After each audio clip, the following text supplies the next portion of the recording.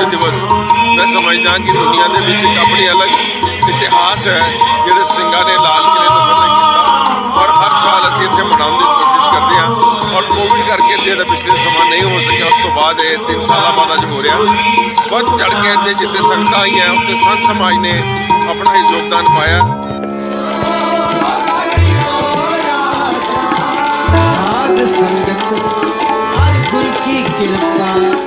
ठीक पिछे लाल किले के उत्ते जिथे तिरंगा झूलता है इस दे बिल्कुल सामने ग्राउंड दे विच अज ये खालसाई निशान साहब बोल रहे हैं।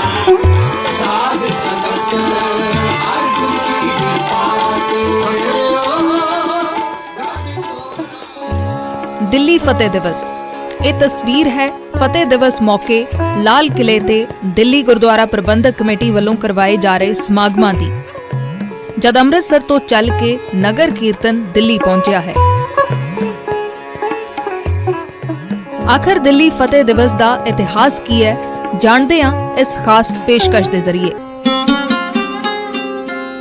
ਦਿੱਲੀ ਫਤਿਹ 1783 ਚ ਮਾਰਚ ਦਾ ਉਹ ਦਿਨ ਜਦ ਸਿੱਖ ਫੌਜਾਂ ਨੇ ਦਿੱਲੀ ਤੇ ਚੜ੍ਹਾਈ ਕੀਤੀ, ਮੁਗਲ ਬਾਦਸ਼ਾਹ ਸ਼ਾਹ ਆਲਮ ਦੂਜੇ ਨੂੰ ਹਰਾਇਆ ਤੇ ਲਾਲ ਕਿਲੇ ਤੇ ਕੇਸਰੀ ਨਿਸ਼ਾਨ ਸਾਹਿਬ ਜਲਾਏ। ਪਰ ਕੁਝ ਹੀ ਵਕਤ ਦੇ ਬਾਅਦ ਇਹ ਰਾਜ ਭਾਗ ਮੁਗਲ ਬਾਦਸ਼ਾਹ ਨੂੰ ਵਾਪਸ ਕਰ ਦਿੱਤਾ ਗਿਆ। आज मैं आपको इतिहास के पन्ने में दर्ज वो कहानी रूबरू कराने जा रहा हूं जो सन 1783 में घटी थी। जी हाँ, उस दिन फतेह दिवस मनाया गया था जब 30,000 सिख योद्धाओं ने दिल्ली की तरफ कूच कर दिया था और शाह आलम द्वितीय को घुटने पर ला बिठाया और उसके बाद एक संधि हुई और संधि के बाद जहां गुरु तेग बहादुर जी का बलिदान दिया गया, जहां गुरु तेग बहादुर जी को मृत्यु दंड दिया गया, वहां पर बनाया गया शीशगंज गुरुद्वारा और जहां पर उनके धड़ का दाह संस्कार किया गया उस जगह को बनाया गया रकाबगंज गुरुद्वारा। जी हाँ, इतिहास के सुनहरे पन्नों में वो कहानी आज भी दर्ज है जब बाबा भगेल सिंह के नेतृत्व में 30,000 सिख योद्धाओं ने दिल्ली पर कूच कर दिया था। दरअसल शाह आलम दूजे ਦੇ ਸਮੇਂ ਮੁਗਲ ਹਕੂਮਤ ਦੀ ਹਾਲਤ ਡਾਮਾਡੋਲ ਸੀ। ਮਰਾਠਿਆਂ ਨੇ ਦਿੱਲੀ ਤੇ ਹਮਲਾ ਕਰ ਦਿੱਤਾ। ਉਧਰੋਂ ਅੰਗਰੇਜ਼ ਅਫਸਰ ਆਕਟਰ ਲੂਨੀ ਦੀ ਫੌਜ ਨੇ ਵੀ ਕੂਚ ਕਰ ਦਿੱਤਾ। ਮਰਾਠੇ ਤਾਂ ਅੰਗਰੇਜ਼ਾਂ ਤੋਂ ਡਰਦੇ ਭੱਜ ਖੜੇ ਹੋਏ ਪਰ ਮੁਗਲਾਂ ਤੇ ਅੰਗਰੇਜ਼ਾਂ ਦਾ ਖਤਰਾ ਬਣਿਆ ਰਿਹਾ ਤੇ ਇਸ ਸਭ ਦੇ ਚੱਲਦੇ ਸ਼ਾਹ ਆਲਮ ਦੂਜੇ ਨੇ ਬਾਬਾ ਬਘੇਲ ਸਿੰਘ ਨੂੰ ਮਦਦ ਦੇ ਲਈ ਪੁਕਾਰਿਆ। ਬਘੇਲ ਸਿੰਘ ਨੇ ਆਪਣੀਆਂ ਫੌਜਾਂ ਦੇ ਸਮੇਤ ਮਦਦ ਲਈ ਕੂਚ ਕਰ ਦਿੱਤਾ ਤੇ ਸਿੱਖ ਫੌਜਾਂ ਦੇ ਕੂਚ ਦਾ ਸੁਣ ਕੇ ਅੰਗਰੇਜ਼ ਅੱਗੇ ਨਾ ਵਧੇ। सिख जर्नैल उनकी मदद करने के लिए आए, पर जब मदद करने के लिए आए तो उन्होंने जब पता चला कि बाबा बघेल सिंह पहुंच रहे हैं तो जो अंग्रेज लोग थे वो रास्ते आगरे ही खड़े हो गए थे। वो पीछे हो गए कि बाबा बघेल सिंह आ रहे हैं मदद के लिए, क्योंकि उनका इतना ही डर था, भय था। वो ही जंग युद्ध में आगे बढ़ के लड़ सकता है जिसको किसी का मोह ना हो, अपने शरीर का, अपने परिवार का और संसार के पदार्थों का। जिसके अंदर मोह में फंसा होता है वो कभी भी आगे बन के बलिदान नहीं दे सकता, कुर्बानी नहीं दे सकता। वो बाबा बघेल सिंह ऐसे थे जो कुर्बान होने के लिए आए थे। ਅੰਗਰੇਜ਼ ਰੁਕ ਗਏ ਤਾਂ ਮੁਗਲ ਬਾਦਸ਼ਾਹ ਨੇ ਬਘੇਲ ਸਿੰਘ ਨੂੰ ਵਾਪਸ ਪਰਤਣ ਲਈ ਸੁਨੇਹਾ ਭੇਜ ਦਿੱਤਾ। ਬਘੇਲ ਸਿੰਘ ਜੋ ਨੇੜੇ ਪਹੁੰਚ ਚੁੱਕੇ ਸੀ ਉਹਨਾਂ ਨੇ ਆਪਣੀਆਂ ਫੌਜਾਂ ਆਪਣੇ ਲਾਮ ਲਸ਼ਕਰ ਦੇ ਖਰਚੇ ਦੀ ਮੰਗ ਕੀਤੀ ਪਰ ਮੁਗਲ ਬਾਦਸ਼ਾਹ ਬੇਈਮਾਨ ਹੋ ਗਿਆ। ਇਹ ਸਭ ਹੋਇਆ ਤਾਂ ਬਘੇਲ ਸਿੰਘ ਨੇ ਆਪਣੀ 30,000 ਦੀ ਫੌਜ ਮਜਨੂ ਕੇ ਟਿੱਲੇ ਤੇ ਲਿਆ ਖੜੀ ਕੀਤੀ ਤੇ ਫੇਰ ਸੁਨੇਹਾ ਭੇਜਿਆ ਪਰ ਸ਼ਾਹ ਆਲਮ ਨੇ ਦਿੱਲੀ ਦੇ ਦਰਵਾਜ਼ੇ ਬੰਦ ਕਰਾ ਕੇ ਪਹਿਰਾ ਲਗਵਾ ਦਿੱਤਾ। ਇਹ ਗੱਲ ਬਘੇਲ ਸਿੰਘ ਨੂੰ ਬਰਦਾਸ਼ਤ ਨਾ ਹੋਈ ਤੇ ਫੇਰ ਹੋਇਆ ਹਮਲਾ। ਬਘੇਲ ਸਿੰਘ ਦੀ ਅਗਵਾਈ ਦੇ ਵਿੱਚ ਜੱਸਾ ਸਿੰਘ ਆਲੂਵਾਲੀਆ, ਜੱਸਾ ਸਿੰਘ ਰਾਮਗੜੀਆ ਸਣੇ ਸਰਦਾਰਾਂ ਨੇ ਲਾਲ ਕਿਲੇ ਤੇ ਹਮਲਾ ਬੋਲਿਆ, ਕੰਧ 'ਚ ਪਾੜ ਪਾਇਆ ਜਿਸ ਨੂੰ ਹੁਣ ਮੋਰੀ ਗੇਟ ਕਹਿੰਦੇ ਨੇ। ਕੰਧ 'ਚ ਪਾੜ ਪਾ ਕੇ 30,000 ਫੌਜ ਉਸ ਜਗ੍ਹਾ ਦਾਖਲ ਹੋਈ ਜਿੱਥੇ ਹੁਣ 30 ਹਜ਼ਾਰੀ ਕੋਟ ਹੈ ਤੇ ਲਾਲ ਕਿਲੇ ਤੇ ਧਾਵਾ ਬੋਲ ਦਿੱਤਾ ਗਿਆ। ਲਾਲ ਕਿਲੇ ਤੇ ਕਬਜ਼ਾ ਹੋਇਆ ਤਾਂ ਸ਼ਾਹ ਆਲਮ ਪਿਛਲੇ ਦਰਵਾਜ਼ਿਓਂ ਭੱਜ ਖੜਾ ਹੋਇਆ ਤੇ ਲਾਲ ਕਿਲੇ ਤੇ ਕੇਸਰੀ ਨਿਸ਼ਾਨ ਸਾਹਿਬ ਚਲਾਏ ਗਏ।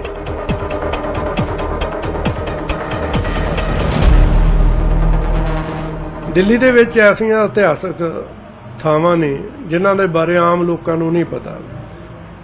30 ਹਜ਼ਾਰੀ ਕੋਟ ਇੱਕ ਕੋਟ ਦਾ ਕਰਕੇ ਜਾਣੀ ਜਾਂਦੀ ਆ। ਇਹ ਉਹ ਜਗ੍ਹਾ ਜਿੱਥੇ ਇਹ ਸਾਰੇ ਜਰਨੈਲਾਂ ਨੇ ਆ ਕੇ 30,000 ਫੌਜ ਆ ਕੇ ਇੱਥੇ ਰੁਕੀ ਸੀ। ਫਿਰ ਉਸ ਤੋਂ ਅੱਗੇ ਜਦੋਂ ਲਾਲ ਕਿਲੇ ਨੂੰ ਫਤਿਹ ਕਰਨਾ ਸੀ, ਦਿੱਲੀ ਦੇ ਸਾਰੇ ਦਰਵਾਜ਼ੇ ਬੰਦ ਕਰ ਦਿੱਤੇ ਸੀ ਕਿ ਕੋਈ ਅੰਦਰ ਨਾ ਆ ਸਕੇ। ਇਹ ਜਿਹੜਾ ਮੋਰੀ ਗੇਟ ਦਰਵਾਜ਼ਾ ਅੱਜ ਵੀ, ਇਸ ਮੋਰੀ ਗੇਟ ਵਾਲੇ ਸਥਾਨ ਤੇ ਸਿੰਘਾਂ ਨੇ ਉਸ ਦੀਵਾਰ 'ਚ ਪਾੜ ਪਾਇਆ, ਉਹਦੇ ਵਿੱਚੋਂ ਦੀ ਸਾਰੀ ਫੌਜ ਨਿਕਲੀ। ਲਾਲ ਕਿਲੇ ਤੇ ਜਾ ਕੇ ਧਾਵਾ ਬੋਲਿਆ ਔਰ ਇੰਨੀ ਦਲੇਰੀ ਤੇ ਸੂਰਬੀਰਤਾ ਦੇ ਨਾਲ, ਬੇਸ਼ੱਕ ਬਹੁਤ ਵੱਡੀ ਫੌਜ ਸੀ ਉਸ ਲਾਲ ਕਿਲੇ ਦੇ ਵਿੱਚ, ਇੰਨੀ ਸੂਰਬੀਰਤਾ ਦੇ ਨਾਲ ਉੱਥੇ ਜਾ ਕੇ ਧਾਵਾ ਬੋਲਿਆ कि कुछ ही समय ਦੇ ਵਿੱਚ ਲਾਲ किले ਤੇ केसरी निशान चलाया। तो हम उसकी रक्षा करने के लिए जा रहे हैं, पर जब वो पास में आए तो उन्होंने सोचा कि ये तो है, अंग्रेज तो नहीं आए, मरहट्टे तो नहीं आए, और ये ना हो कि यही हमारा राज ना हड़प ले। तो उन्होंने फिर जो मोरी गेट है वहां से मोरा करके मार्ग बना के, रास्ता बना के अंदर प्रवेश हो गए। उन्होंने राज जब कायम कर लिया, जहां पे अब तिरंगा झंडा झूलता है वहां पे निशान साहब झुलाया था। ਤੇ ਇੱਥੇ ਜ਼ਿਕਰ ਆਉਂਦਾ ਹੈ ਦਿੱਲੀ ਦੇ ਮਿਠਾਈ ਪੁਲ ਦਾ, ਜੋ ਅਕਸਰ ਦਿੱਲੀ ਨੂੰ ਜਾਂਦਿਆਂ ਰਾਹ ਦੇ ਵਿੱਚ ਤੁਸੀਂ ਵੀ ਵੇਖਿਆ ਹੋਵੇਗਾ। ਪਰ ਆਖਰ ਉਸ ਦੇ ਪਿੱਛੇ ਦੀ ਕਹਾਣੀ ਕੀ ਹੈ? ਇਸ ਦਾ ਸਬੰਧ ਜੁੜਦਾ ਹੈ ਸਿੱਖ ਇਤਿਹਾਸ ਦੇ ਨਾਲ। इस वक्त मैं मौजूद हूँ मिठाई पुल पे। जी हाँ, ये वही मिठाई पुल है जहाँ पर मिठाई बांटी गई थी जब दिल्ली फतेह किया गया था सन 1783 में। ਉਸ ਪੁਲ ਦਾ ਇਤਿਹਾਸ ਇਹ ਆ ਕਿ ਉੱਥੇ ਸਿੰਘਾਂ ਨੇ ਜਦੋਂ ਦਿੱਲੀ ਲਾਲ ਕਿਲੇ ਤੇ ਕਾਮਯਾਬੀ ਹਾਸਲ ਕੀਤੀ।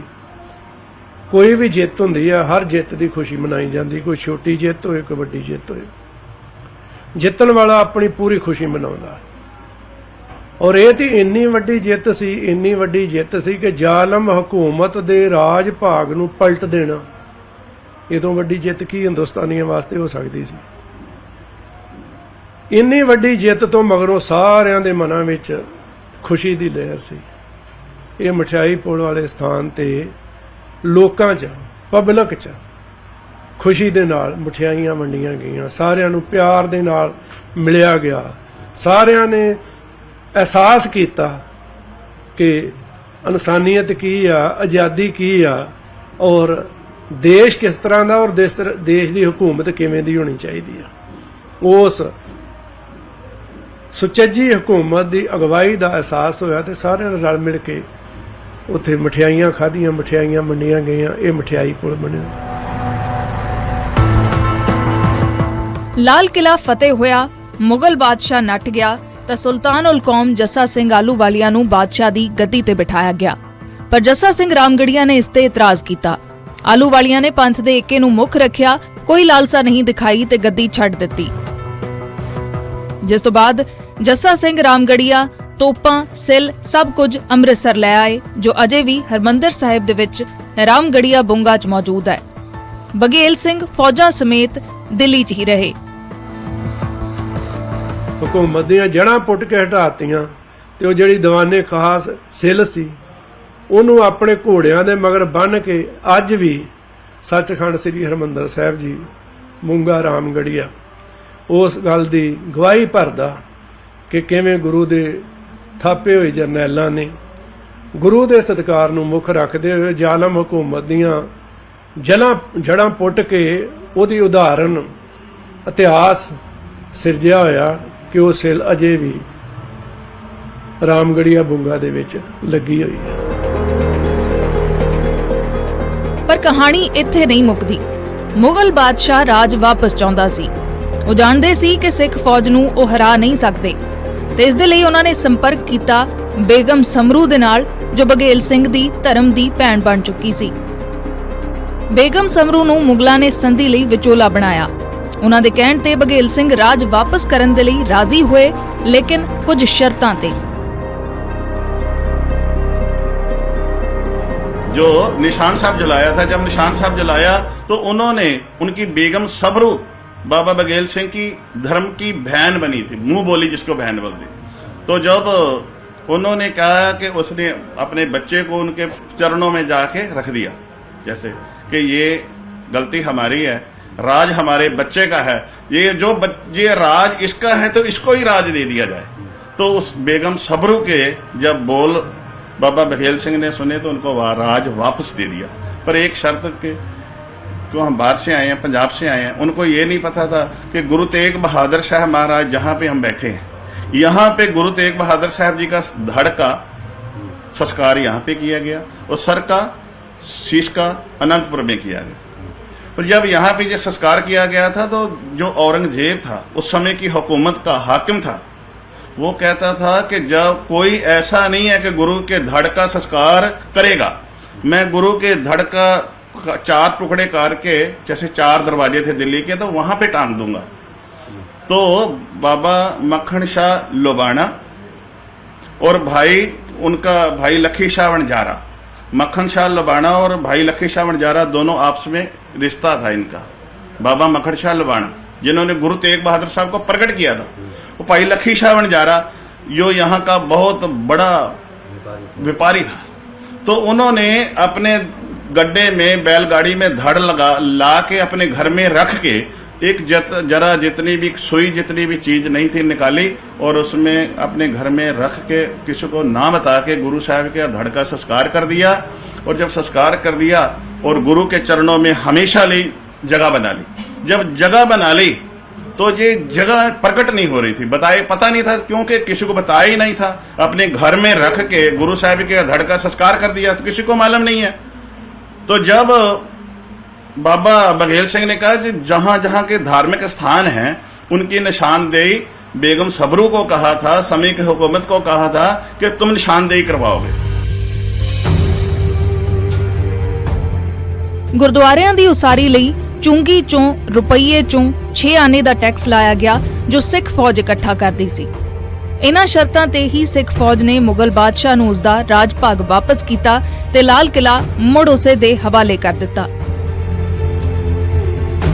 बाबा जस्सा सिंह या बाबा बघेल सिंह, रामगढ़िया, आलूवालिया, ये 5 सरदारों ने यही कहा था कि जितने भी यहाँ ऐतिहासिक स्थान हैं उनकी निशानदेही आप कराओगे और उनकी जो टैक्स में से कह दो, सेवा कह लो, जो टैक्स है उसमें से कुछ हिस्सा गुरुद्वारे की सेवा में भी लगाओगे। तो वो समय की हुकूमत ने, बेगम सबरू ने इस चीज को स्वीकार किया था और गुरु साहब जी ने वो जो स्थान है जो गुरु साहब जी के वो प्रकट हो गए और उन्होंने उनको राज वापस कर दिया। गुरुद्वारा माता सुंदरी, गुरुद्वारा बंगला साहिब, गुरुद्वारा रकाबगंज साहिब, गुरुद्वारा सीसगंज साहिब, गुरुद्वारा मजनू का टिला, इन्हां इतिहासक गुरुद्वारिਆਂ ਦੀ ਉਸਾਰੀ ਤੋਂ ਬਾਅਦ ਹੀ ਬਘੇਲ ਸਿੰਘ ਦੀ ਫੌਜ ਨੇ ਦਿੱਲੀ ਛੱਡਿਆ ਤੇ ਇਹ ਹੈ ਇਤਿਹਾਸ ਫਤਿਹ ਦਿਵਸ ਦਾ, ਦਿੱਲੀ ਦੇ ਗੁਰਦੁਆਰਿਆਂ ਦਾ ਤੇ ਦਿੱਲੀ ਦੇ ਨਾਲ ਜੁੜੇ ਸਿੱਖਾਂ ਦੇ ਇਤਿਹਾਸ ਦਾ।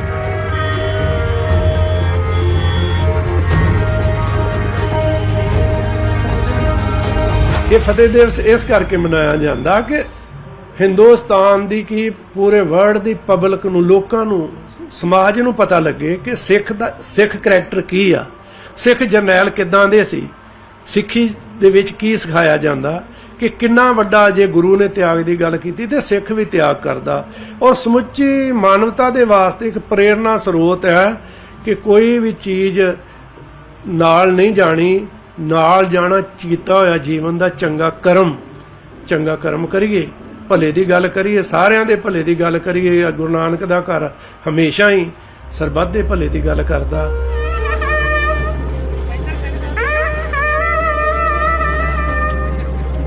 ਇਹੀ ਉਹ ਮੌਕਾ ਹੈ ਜਦ ਹਰ ਸਾਲ ਅੰਮ੍ਰਿਤਸਰ ਤੋਂ ਨਗਰ ਕੀਰਤਨ ਦਿੱਲੀ ਪਹੁੰਚਦਾ ਹੈ ਤੇ ਸੰਗਤ ਲਾਲ ਕਿਲੇ ਤੇ ਸਿੱਖ ਫੌਜਾਂ ਦੀ ਫਤਿਹ ਨੂੰ ਯਾਦ ਕਰਦਿਆਂ ਖਾਲਸਾਈ ਜਾਹੋ ਜਲਾਲ ਨਾਲ ਜਸ਼ਨ ਮਨਾਉਂਦੀ ਹੈ।